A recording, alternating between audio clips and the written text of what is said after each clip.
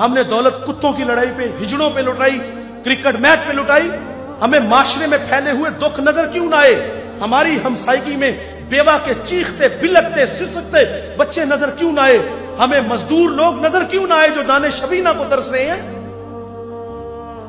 हमारे गुजरावाला धुल्ला चौक पे एक बूढ़ा दिन दिहाड़े आटे का थैला उठाता और दौड़ लगाता है, नहीफ था।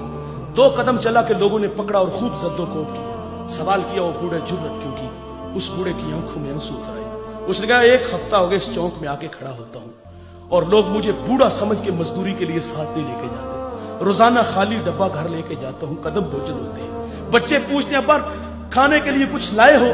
तो मैं क्या उनको जवाब दूं? आज पक्का वादा करके आया था कि कहीं से मजदूरी मिलेगी तो आटा लाऊंगा। कहा आज भी छोड़ के चले गए। इतनी मार खाई के लहू लहान हुआ। अगर वो बूढ़ा मर जाता ना गुर्बत की वजह से, तो फिर उसी मोहल्ले से बड़े सखी निकलने थे।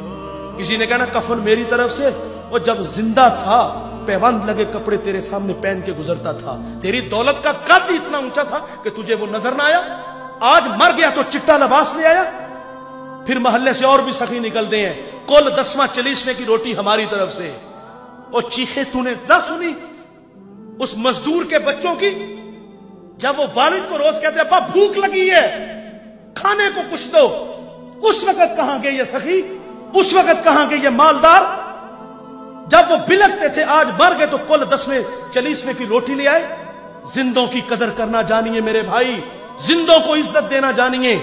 मुझे वो कमालिया की बेटी नहीं भूलती जिसका बूढ़ा बाप अपनी बेटी को तालीम की दौलत से आरास्ता करता है।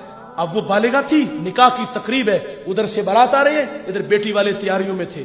हमसायगी में से किसी ने शरारत की, जिसके घर में आ रहे हो वो अपनी बेटी को चंद जोड़ों के सिवा कुछ भी नहीं दे सकता। बारात वहीं से वापस चली गई। बताइए साहिब, उस बेटी के दिल पे जो कुचोके और जख्म लगे थे उसका मदावा किसने करना था? चांदी उतर आई बेटियों के बालों में। मुफलिस को फिर उम्मीद है कि बारात आएगी।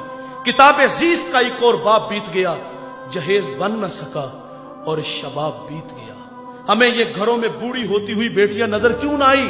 और आपने तो फख्र से कहा कि मैंने अपनी बेटी को जहेज 50 लाख का दिया। हमारे देहातों में रस्म वखाला होता है, उसमें एक औरत को कहा जाता है कि पूरे मोहल्ले में लोगों को क्या हो कि हमारी बच्ची का जहेज देखो। उस जहेज को देखने के लिए मजदूर की बेटियां भी आई, बेवा की बेटियां भी आई।